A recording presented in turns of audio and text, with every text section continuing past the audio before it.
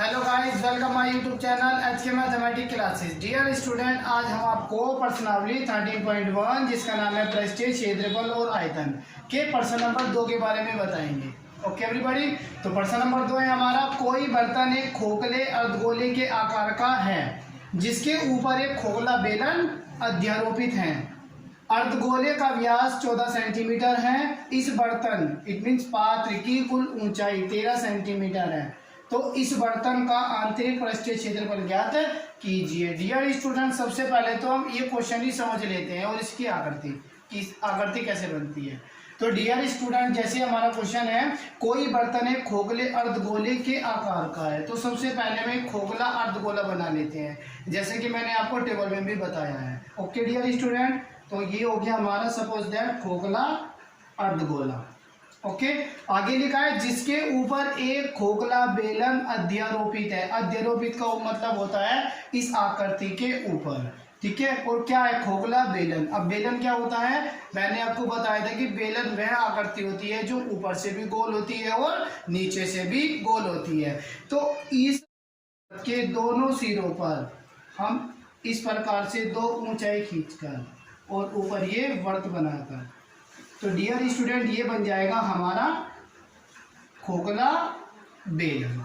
Okay, ये हो गया खोखला अर्धगोला और इसके ऊपर हो गया खोखला बेलन अध्यारोपित। ओके डियर स्टूडेंट, आगे बढ़ते हैं। अर्धगोले का व्यास 14 सेंटीमीटर। डियर स्टूडेंट, जब भी व्यास की बात की जाएगी तो व्यास हमेशा यहाँ से और यहाँ तक ये व्यास कहलाएगा। जो ये रेखा खींची गई है ये हमारी व्यास कहलाएगी और ये इसका केंद्र कहलाएगा।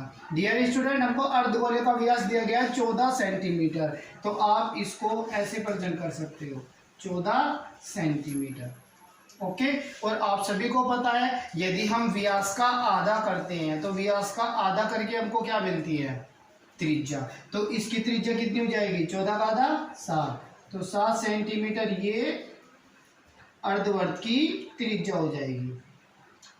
ओके डियर स्टूडेंट, आगे बढ़ते हैं।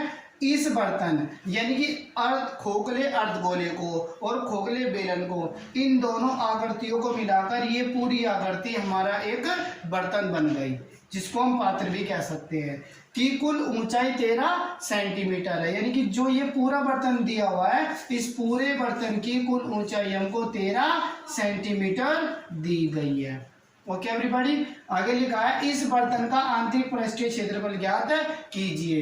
डियर स्टूडेंट, मैंने आपको पहले भी बताया है कि जो गोला होता है या अर्धगोला होता है, गोले या अर्धगोले में उसकी ऊंचाई का कार्य उसकी त्रिज्या करती है। तो डियर स्टूडेंट, हमको ऊंचाई दी गई है पूरे बर्तन की, ठीक है। और हम सभी जानते हैं कि जो अर्धगोला है, इस अर्धगोले की त्रिज्या कितनी है, 7 सेंटीमीटर। तो ये अर्धगोले की त्रिज्या अर्धगोले की ऊंचाई का भी कार्य करेगी, ठीक है।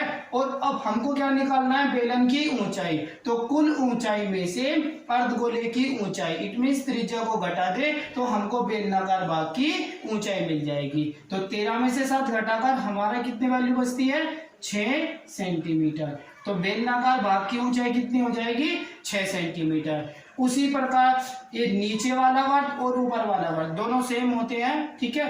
तो यदि नीचे वाले वर्त की त्रिज्या हमारी 7 सेंटीमीटर आती है तो ऊपर वाले वर्त की त्रिज्या भी हमारी 7 सेंटीमीटर हो जाएगी। आप इसको ऐसे लिख सकते हैं।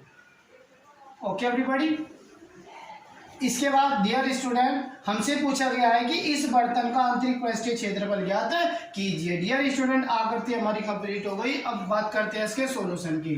तो जैसा कि मैंने आपको बताया था कि यदि हमारी आकृति के ऊपर आकृति बनती है, आकृति के ऊपर आकृति बनती है या आकृति के नीचे आकृति बनती है, तो हम उन सभी आकृतियों का क्षेत्रफल जोड़ देते हैं। और यदि खोखली आकृति होती है तो हम उसका केवल पृष्ठीय क्षेत्रफल लगाते हैं, और यदि हमारी ठोस आकृति होती है तो हम उसमें संपूर्ण पृष्ठीय क्षेत्रफल लगाते हैं। तो डियर स्टूडेंट, जैसे आपको पता है कि ये दोनों आकृतियां अर्धवर्त भी और बेलन भी हमारा कैसा है, खोखला, तो इन दोनों का पृष्ठीय क्षेत्रफल ऐड हो जाएगा। ओके, तो हम यहाँ पे लिख सकते हैं चूंकि दिया है। अब आपको जो जो वैल्यू दी गई है आप उसको यहाँ पे लिख सकते हो। पहली आकृति ले लेते हैं हम बेलन, तो यहाँ पे दिया है बेलन की त्रिज्या, बेलन की त्रिज्या जिसको हम R1 से प्रेजेंट करेंगे इक्वल टू 7 सेंटीमीटर। ओके, तथा बेलन की ऊंचाई जिसको हम h से प्रेजेंट करेंगे, ये कितनी है 13 माइनस 7 बराबर 6 सेंटीमीटर। कुल ऊंचाई 13 दी गई थी, 7 घटाकर 6 सेंटीमीटर, ये केवल बेलनाकार भाग की ऊंचाई रह जाएगी। ठीक है, तथा अब डियर स्टूडेंट मैंने आपको एक और बात बताई थी कि यदि हमारी बेलनाकार आकृति आती है तो बेलन में हमको केवल 2 वैल्यू चाहिए होती है, एक तो उसकी ऊंचाई h और एक उसकी त्रिज्या जिसको हम r से प्रेजेंट करेंगे। ओके, तो बेलन की दोनों वैल्यू हमारे पास आ गई।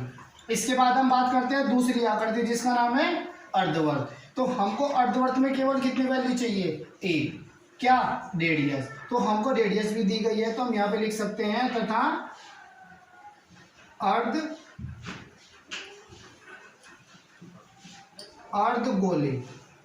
अर्धगोले की त्रिज्या जिसको हम R2 कह सकते हैं बराबर कितनी 7 सेंटीमीटर।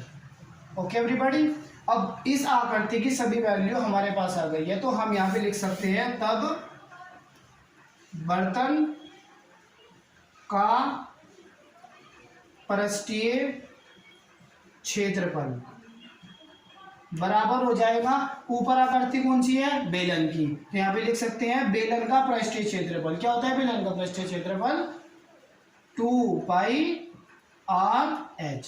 और डियर स्टूडेंट जैसा कि आपने बेलन की त्रिज्या को R1 से प्रेजेंट किया है तो यहाँ पे हम R1 लेंगे। ओके, और प्लस नीचे आकृति क्या बनी हुई है अर्धगोला, तो यहाँ पे अर्धगोले का पृष्ठीय क्षेत्रफल, तो अर्धगोले का पृष्ठीय क्षेत्रफल क्या होता है 2 पाई R स्क्वायर होता है, 2 पाई R स्क्वायर।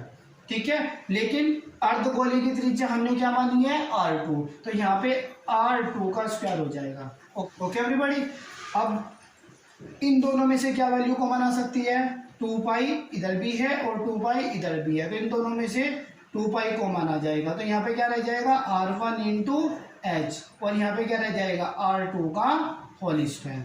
और डियर स्टूडेंट 2 मल्टीप्लाई पाई का मान कितना होता है 22/7 इंटू R1 की वैल्यू कितनी दी गई है 7 सेंटीमीटर मल्टीप्लाई H की वैल्यू कितनी है हमारे पास 6 सेंटीमीटर प्लस R2 का मान हमारे पास कितना है 7, तो 7 मल्टीप्लाई 7, क्योंकि यहाँ पे R2 का स्क्वायर है, स्क्वायर का मतलब उसी संख्या की 2 बार गुणा हो जाती है, तो ये हो जाएगा 22 2 जा 44, 22 दूनी 44/7, 7 6 जा 42, 7 6 42 प्लस 7 7 जा 49, 7 7 49।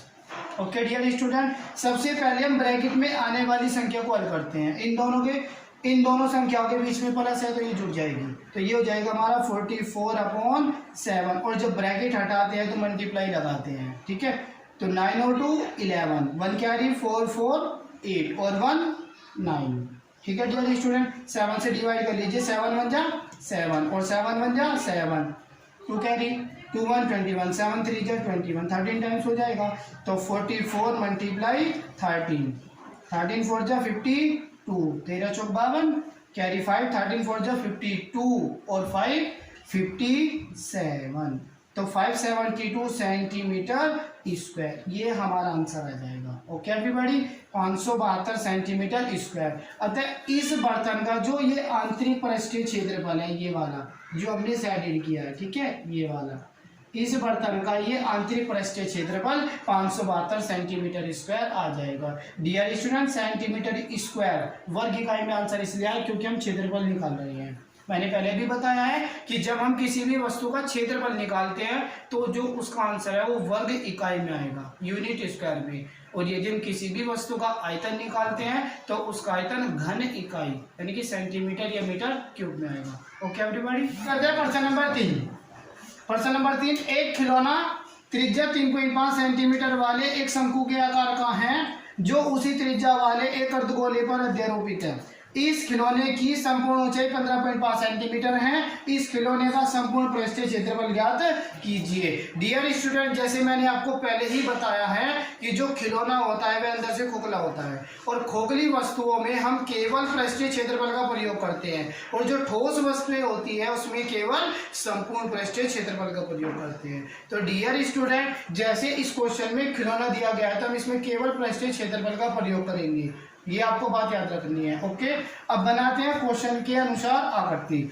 डियर स्टूडेंट, जैसे क्वेश्चन में बोला गया है कि एक खिलौना त्रिज्या 3.5 सेंटीमीटर वाले एक शंकु के आकार का है। तो आकृति हमारी कौन सी है? शंकु। तो डियर स्टूडेंट, आप सभी को पता है कि जो शंकु होता है वो नीचे से गोल होता है। ओके, आगे लिखा है जो उसी त्रिज्या वाले एक अर्धगोले पर अध्यारोपित है। डियर स्टूडेंट, इस शंकु की जो त्रिज्या है वो हमको कितनी दी गई है?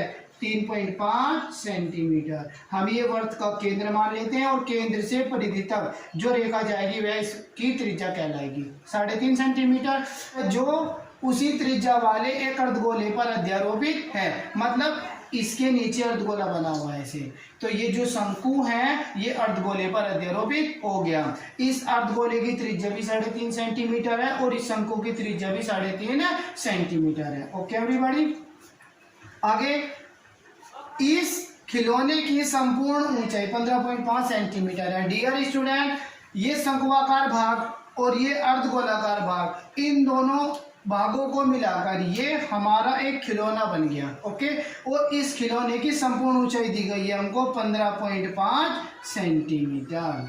ओके डियर स्टूडेंट, और जैसे इससे पहले वाले क्वेश्चन में मैंने आपको बताया था कि अर्धगोले में और गोले में उसकी ऊंचाई का कार्य केवल उसकी त्रिज्या करती है।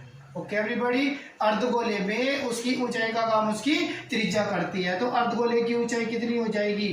3.5 सेंटीमीटर। और डियर स्टूडेंट, पूरे की ऊंचाई दी गई है 15.5, तो यहाँ पे शंकुआकार भाग की ऊंचाई कितनी हो जाएगी? शंकुआकार भाग की ऊंचाई ये हमारी कितनी हो जाएगी? 15.5 में से 3.5 घटा देंगे तो ये आ जाएगी कितनी? 12 सेंटीमीटर। ओके डियर स्टूडेंट, और जैसे आप सभी को पता है कि जो हमारा शंकु होता है, शंकु में हमें केवल 3 वैल्यू चाहिए। कौन कौन सी? एक तो R, एक H और एक L। तो डियर स्टूडेंट, हमारे पास R भी है और H भी है बट L नहीं है, तो हम यहाँ से L फाइंड कर लेंगे। ओके, अब बात करते हैं, चूंकि दिया है पहली आकृति अर्धगोलाकार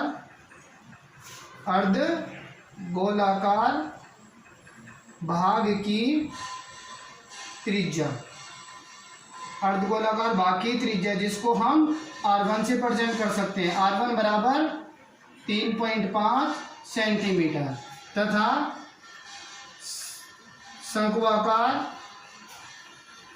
शंकुआकार भाग की त्रिज्या जिसको हम R2 कह सकते हैं बराबर 3.5 सेंटीमीटर। ओके, तथा खिलौने की कुल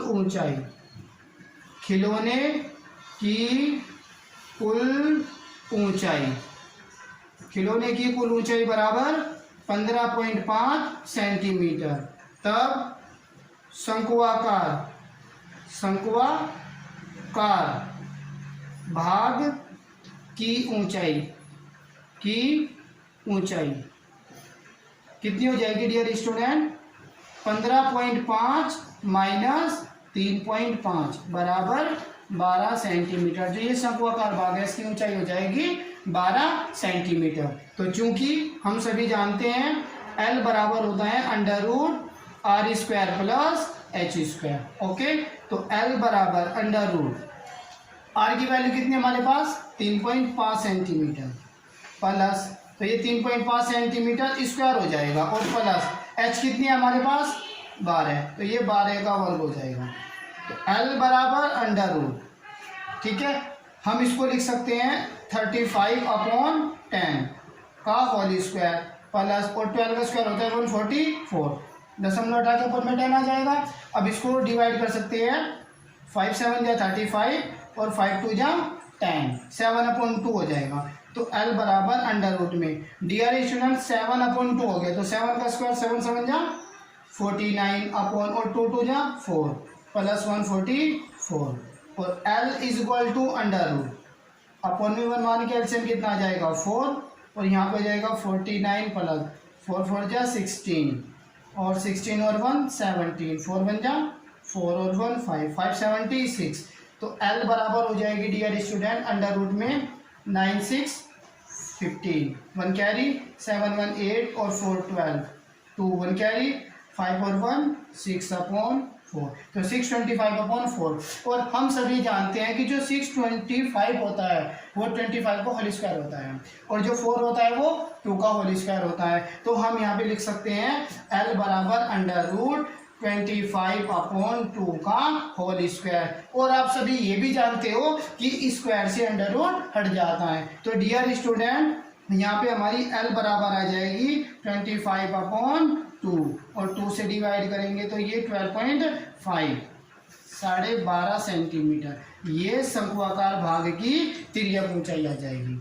ओके डियर स्टूडेंट, अब बात करते हैं इस खिलौने के संपूर्ण पृष्ठीय क्षेत्रफल की। डियर स्टूडेंट क्वेश्चन में तो लिखा गया है संपूर्ण पृष्ठीय क्षेत्रफल, लेकिन हमको पता है कि ये खिलौना है और खिलौना खोखला होता है और खोखली आकृति में हम केवल पृष्ठीय क्षेत्रफल निकालते हैं। तो हम यहाँ पे लिख सकते हैं तब खिलौने का संपूर्ण पृष्ठीय क्षेत्रफल बराबर हो जाएगा, ऊपर आकृति कौन सी है शंकु की, तो शंकुआकार भाग का ये वाला पृष्ठीय क्षेत्रफल यूज हो जाएगा।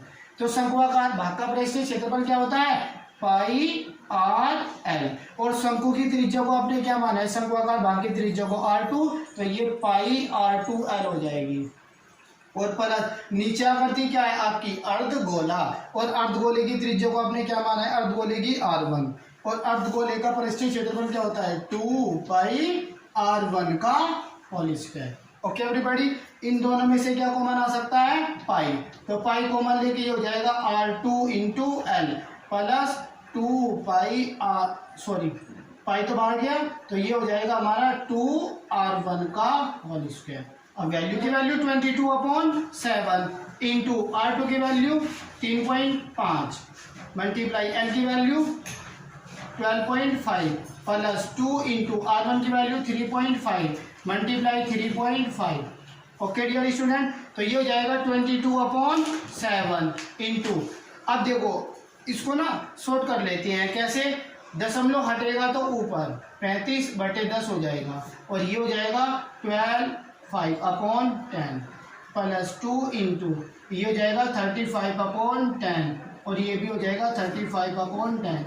इससे हमारी मल्टीप्लाई इजी हो जाएगी और भी, इसको थोड़ा सा आपसे लिख लेते हैं, ये हो जाएगा 35/10 तो 5 7 जा 35 5 2 जा 10 और 5 से 5 2 जा 10 5 5 जा 25 और 5 2 जा 10। ओके, और 2 से इसको डिवाइड कर लेते हैं 5 टाइम्स 5 1 जा 5 और 5 7 जा 35 और 5 2 जा 10 और 5 7 जा 35 तो गुणा भाग आसानी से हो जाएगी। तो ये हो जाएगा 22/7 इंटू यहाँ पे क्या रह गया 7 और नीचे 2 मल्टीप्लाई यहाँ पे 25/2 प्लस यहाँ पे क्या रह गया 7/1 मल्टीप्लाई यहाँ पे रह गया 7/2। अब इनके मल्टीप्लाई कर लीजिए तो ये हो जाएगा 22/7 इंटू 25 7 जा 25 7 जा 175/2 2 जा 4 प्लस 7 7 जा 49/2।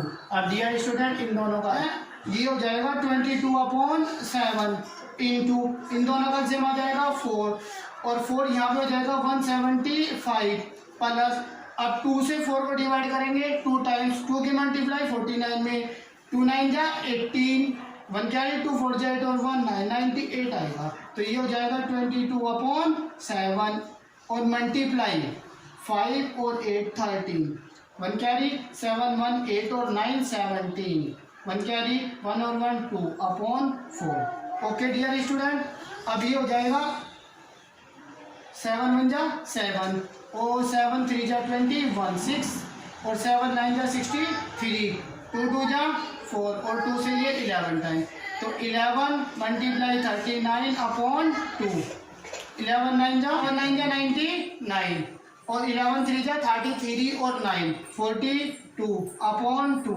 2 से डिवाइड करो 2 बन जा 2, 2 2 जा 4 और 2 1 जा 2, कुछ नहीं बचा, 2 4 जा 8, कैरी कितना 1 और 2 5 जा 10, तो ये हो जाएगा 214.5 सेंटीमीटर स्क्वायर। ये हमारा आंसर है। तो इस खोखले खिलौने का जो संपूर्ण पृष्ठीय क्षेत्रफल हो जाएगा वो 214.5 सेंटीमीटर स्क्वायर हो जाएगा। ओके।